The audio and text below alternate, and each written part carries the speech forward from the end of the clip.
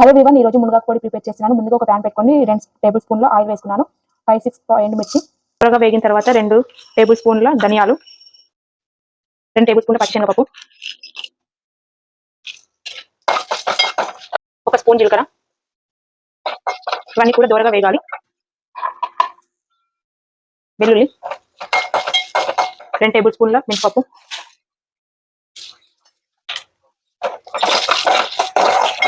ఇదే ప్యాన్లో కడిగి పెట్టుకున్న మునగాకు 2 కప్పులు, 1/2 కప్పు కరివేపాకు. ఇవన్నీ కూడా వేగిపోవాలి. వేగిపోయింది.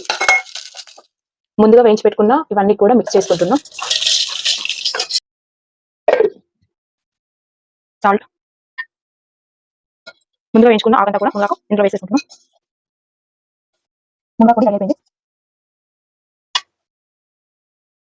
రెడీ అయిపోయింది. ఈ వీడియో మీకు నచ్చినట్లయితే లైక్ చేయండి, షేర్ చేయండి and subscribe to my channel. Thanks for watching.